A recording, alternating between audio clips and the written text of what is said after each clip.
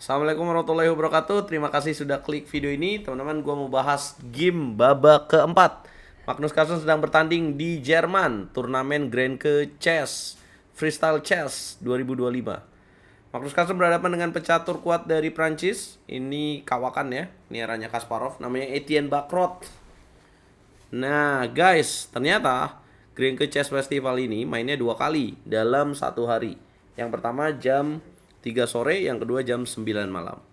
Langsung aja kita bahas gamenya. Magnus kembali melakukan langkah brilian dengan akurasi 94,4%. Kita balik dulu. Putih memulai dengan langkah D4, kita menjawab D5. Kemudian putih kuda G3, Magnus langsung rokade panjang. Kemudian putih juga rokade panjang. Kemudian Magnus mainkan langkah F6, putih mendobrak dengan E4, petak center, kemudian diterima, makan, kemudian dimakan dengan kuda, hitam mainkan kuda G6. Kemudian putih kuda B ke petak C3, hitam mendobrak dengan E5. Pertukaran pion dilakukan, hitam makan benteng, dimakan lagi dengan benteng, dan Magnus mengambil pion di petak E5 dengan kuda. Putih mengancam dengan pion, kuda pindah ke petak C4, dan putih mainkan langkah A4.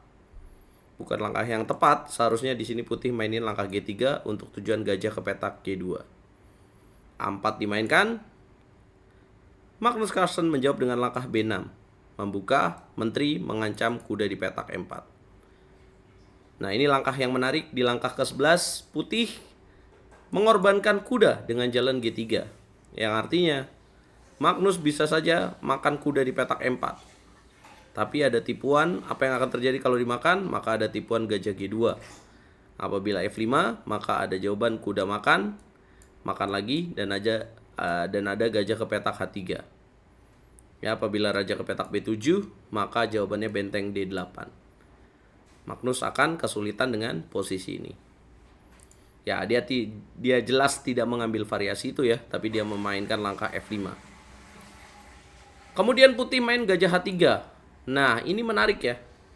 Apakah ini menjadi posisi yang berbeda? Karena kuda tetap bisa dimakan, tapi sekarang ada pion F5. Coba teman-teman pikirin.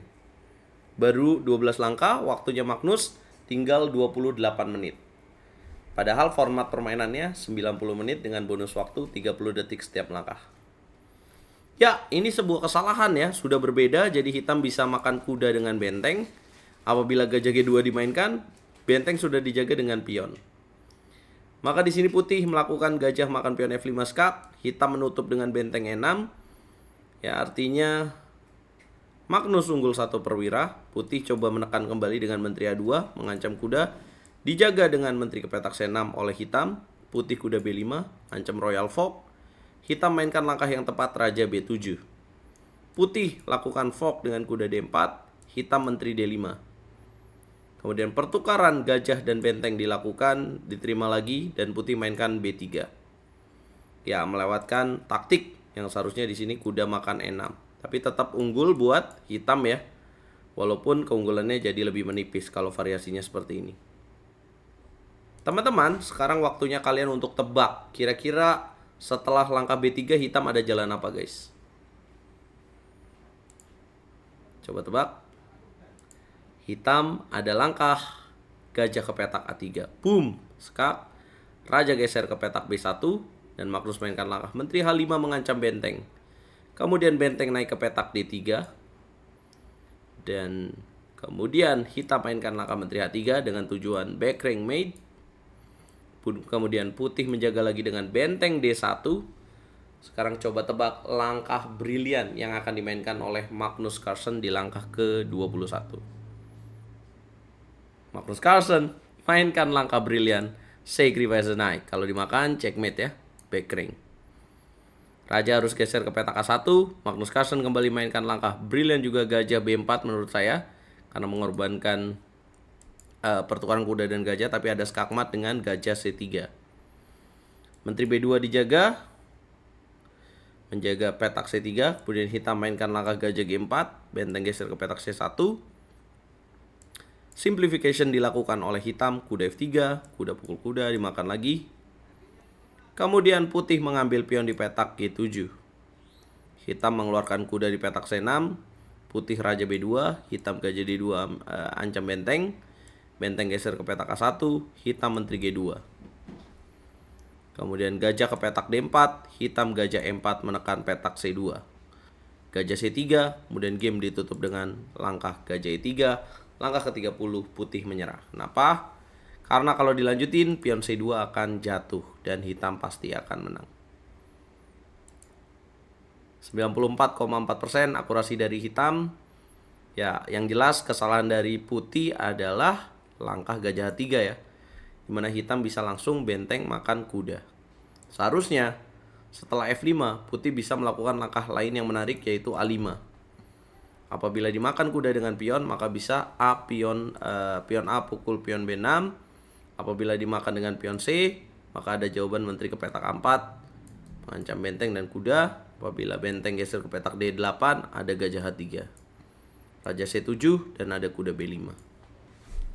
Ini yang harusnya dipilih oleh legenda catur Prancis Etienne Bacrot.